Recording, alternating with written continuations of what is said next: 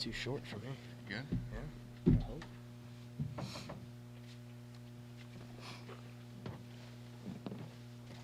Lights are bright. All right, we're going to do two players, and then Coach Mack will finish us off. So Isaac Humphrey, Dylan Hoy. John has one of the mics. I got the other, so please use it for questions. Hey, when you guys talk, just lean in a little bit. Yep. Yep. Yeah, you just scoot up to the table a little bit. Sure. So we'll go ahead and go with these guys. Isaac, what's the atmosphere this week when it is time for a real game? It's been a long time since you guys played a real game. What's it kind of like? And talk about going to Tampa and getting this weekend going. It's a really exciting week. I know Chris Morgan came in this past weekend and did a little chapel for us, kind of going through like a normal weekend would be, and he talked about how the intensity in this week really just, you can feel it. You can feel a little excitement, a little bit more juice in the building. So it's definitely a big week for us. I know for myself, especially after last year, it's an exciting week. It's one to really prepare and really just excited to get back out on the field. Dylan, for you, coming in as a transfer, obviously a new place. You made your impression quickly, one of the 5 team captains, and a lot of expectations, I guess, are on your shoulders as well. What's it been like, that transition for you, and do you like coming in with such big expectations? Yeah, I mean, I've been used to expectations my whole life. Being a shorter player, playing Division I baseball, it's been people kind of expecting a little more from me, but transition's been phenomenal. Have Isaac Humphrey and a bunch of other seniors here that gave me a warm welcome, so just excited to get started.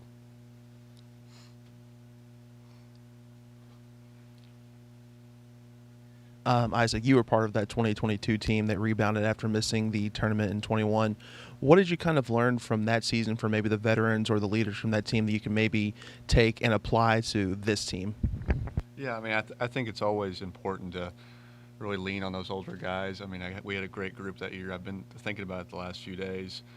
Ben Metzinger's been around the facility a little bit, getting ready for pro ball. I think of him and Ben Bianco, Carter Lohman. Those are 3 captains that season, and I just remember us coming back from summer ball and them already being here. And they were here, and they said, it doesn't matter what happened last year because it's not going to happen again. And I just remember us walking in that door, and it was like a totally different atmosphere, and it was going to change. And so I think looking back on that, we can kind of apply that to this year.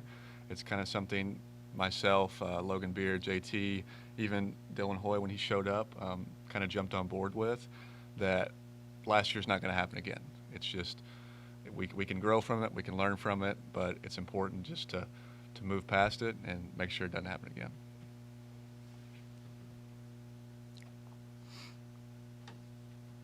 What is different, do you feel like, as far as the makeup of this team? How much do the transfers bring, a little extra for you guys, the young guys in the competition?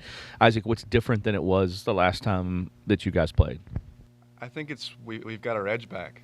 I think we kind of lost that a little bit last year, myself included. Like I said, we showed up in 22 with a little fire, with this this is not happening again. And I think last year we kind of lost that a little bit. And it's not one person's fault or anything. I think it was a group's fault. But like you said, we brought in a great class this year that includes the 4 transfers. I think all 4 of them, being seniors, bring a lot to the table in terms of skill set, but in terms of just their experience. They've played a lot of college baseball, and they've all had just different experiences. So them being able to bring something different to the table just has really helped us. And I think with the older group as a whole, it's just the culture is a little bit more, I don't want to say serious, like we weren't serious last year, but it's much more an emphasis on the little things. We're like Coach Mack always says, we're dotting our T's, or crossing our T's, dotting our I's, just making sure we're getting everything done we need to. Yep. When you look at the areas of improvement that you guys need to make from last year, is there a focus on any certain thing, like on base percentage, better fundamentals on defense, fewer walks by the pitching staff? What's been the focus? I don't want to speak for the pitching staff too much because obviously they do their own thing and we do ours. And I know Coach Williams and Allman and everybody that works with them is put a big emphasis on their shoulders. But I think from a hitter's side, it's just about how tough can we be. I don't really know if we had that toughness, myself included, throughout the year. We were kind of up and down. It was almost a roller coaster, especially when the injuries started to pile on. It got a little tough, and I don't know if we handled that as well, like I said, myself included.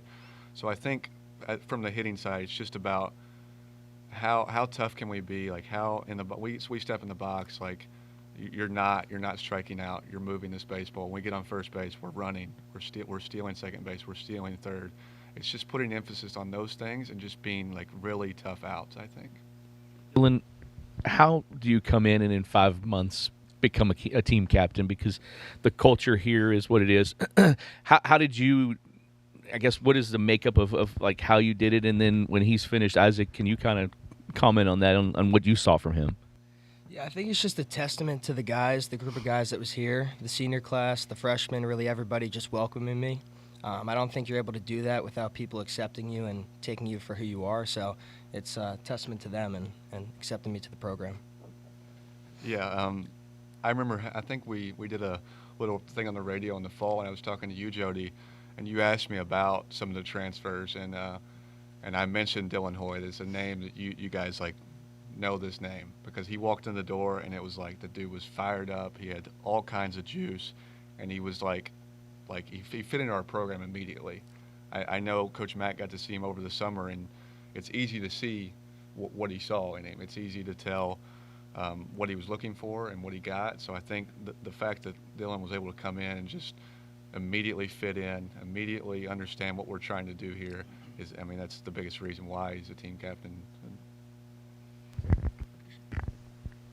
Dylan, can you talk just a little bit about what the portal process was like for you and how you came about choosing a school like Louisville and you seem to be the exact, everyone's kind of mentioned it, you're a Dan McDonald type of player. And just talk a little bit about what that process was like for you and what Dan kind of explained to you about the program, what he wanted. Yeah, it was a tough process at first. I decided to enter the portal mid-season last year at Marist, and the guys on the team were a little frustrated at first, but I thought it was the best time for me to enter as early as I could, get the most looks possible. I know some teams that were going to go to regionals and super regionals were more focused on that, but then teams who weren't were kind of looking in the portal. It wasn't until I actually got to the Cape that Dan McDonald saw me. I had a conversation with him. He said, "Hey, look, what do you want out of your 5th year of college?" And I said, besides playing pro ball, I want to win a national championship.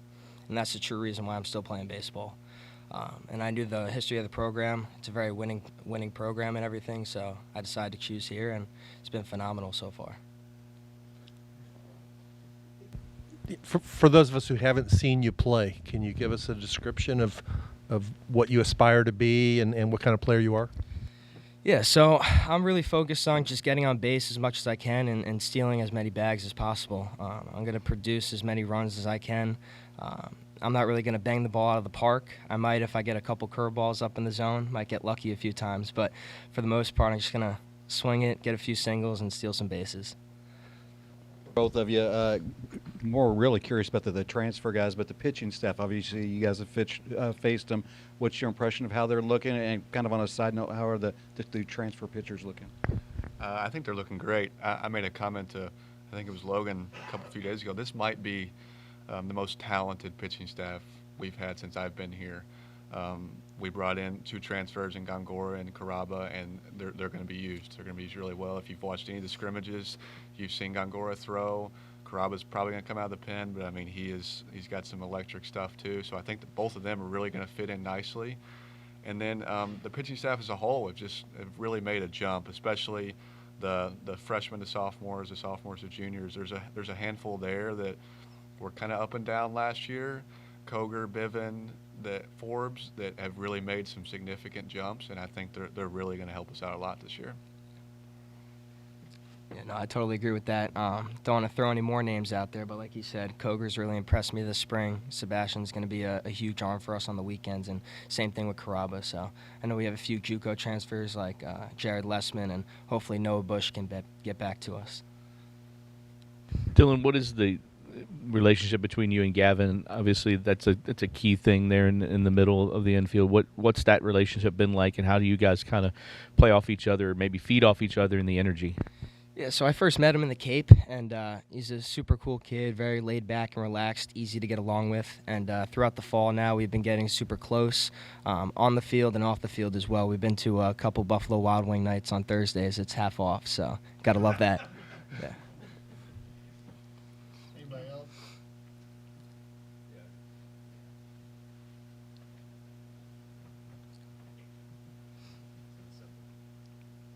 Isaac, obviously you know Dan well at this point. When you say the players have an edge back, how do you see that impact Dan? Does he have a little bit more of an edge in getting prepared for this season? Yeah, I guess from those looking in from the outside, you listen to Coach Mack talk, and if you're not really around the program, you're like, man, this guy's kind of crazy, honestly. He's so just obsessed with winning, and you have to love it out of him because he cares about us so much that that's all he wants to do is win. So I know last year was really tough on him. I know we expected the jump because we got back on track in 22, so we were really expecting something last year. So it was tough on him to see not only to lose a bunch of games, but to see a bunch of us struggle. I think he really struggled with that. He didn't do well with it, but he's come back with a fire. You can tell. Like you could see it in the summer. He met with a bunch of his older guys that were sticking around, and he just said, we got to fix some things. We got to get some things right. And it was just, I mean, he was from day one. He was like, this is the way it's going to be. So it was all about changing the culture and just getting it back on track, like I said, and making sure we're doing everything right. All right, you guys good? Yep. All right, thanks, fellas. Thank you, guys. Thanks, guys. Enjoy that jersey, Mike's. If anybody doesn't want it, I'm your guy, though.